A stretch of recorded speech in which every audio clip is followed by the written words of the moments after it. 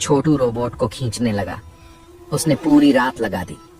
उस भारी मशीन को इंच इंच करके घसीटते हुए वह सुबह तक सिंटेक्स कंपनी के मुख्य गेट पर पहुंच गया।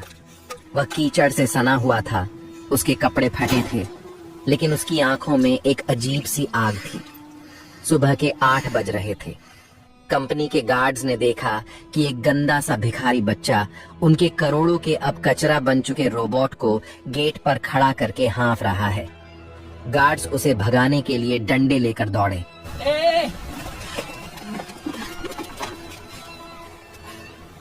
पागल है क्या? यहाँ कबाड़ बेचने आया है? तभी एक काली कार वहां रुकी। शीशा नीचे हुआ। अंदर आर्यन खन्ना बैठे थे। उनकी आंखें लाल थीं और चेहरा उतरा हुआ था।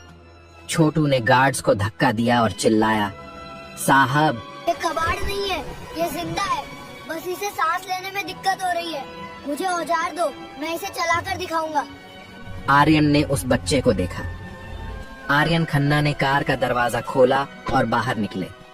उनके महंगे जूतों पर कीचड़ के छींटे पड़े, लेकिन उनका ध्यान उस बच्चे पर था। क्या कहा तुमने? क्या कहा तूने? आर्यन की आवाज भारी और सख्त थी। छोटू, जो ठंड से कांप रहा था, सीधा खड़ा हुआ। उसकी आंखों में डर नहीं, विश्वास था। साहब, आपके इंजीनियरों ने इसे दिमाग से बनाया है, दिल से नहीं। इसमें एक संतुलन की कमी है जो मैं ठीक कर सकता हूँ। बस मुझे एक मौका और कुछ औजार चाहिए। पीछे से कंपनी के मुख्य इंजीनियर मिस्टर वर्मा और उनकी टीम भी आ गई। उन्होंने छोटू को देखा और जोर से हंस पड़े।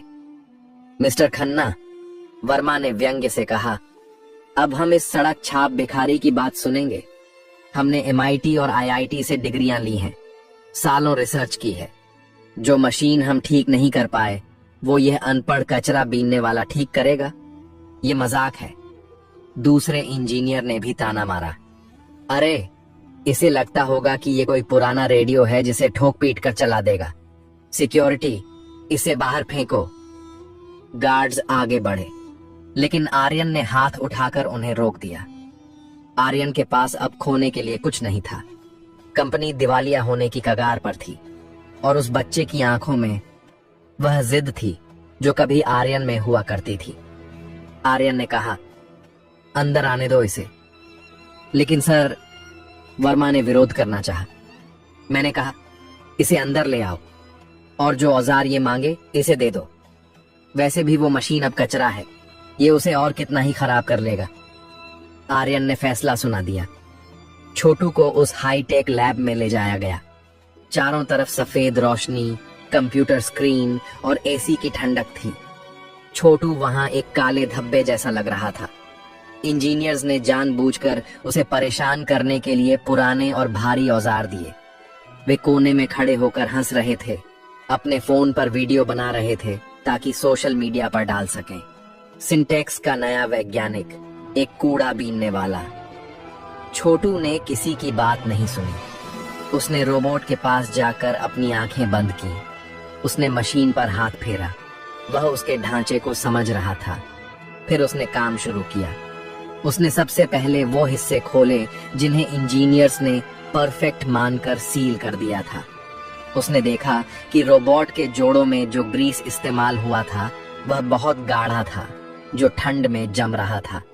उसने उसे साफ किया और अपनी जेब से एक छोटी डिब्बी निकाली। उसमें एक खास तेल था जो उसने पुरानी गाड़ियों के कचरे से बनाया था। वर्मा चिल्लाया, ये क्या कर रहा है? मशीन गंदी कर रहा है। छोटू ने अनसुना कर दिया। फिर वह मुख्य सर्किट पर गया। इंजीनियर्स ने लाखों कोड लिखे थे संतुलन बनाने के लिए, लेकिन छोटू ने देखा कि रोबोट का बायां पैर दाएं पैर से 2 मिलीमीटर छोटा था। एक मैन्युफैक्चरिंग गलती जिसे सॉफ्टवेयर पकड़ नहीं पाया था। उसने रोबोट के पैर के नीचे एक पुराना रबर का वॉशर फिट कर दिया जो उसने कूड़े से उठाया था। घंटे बीतते गए। सुबह से शाम हो गई। छोटू पसीने से लथपथ था। उसके हाथ तेल और ग्रीस से काले हो चुके थे। इंजीनियर्स अब बोर होकर जा चुके थे। सिर्फ आर्यन खन्ना और वर्मा वहां रुके थे। हो गया, छोटू ने धीरे से कहा। वर्मा हंसे। अच्छा? रबर और तेल लगाकर 500 करोड़ का रोबोट ठीक हो गया? चलो इसे ऑन करो और तमाशा खत्म करो।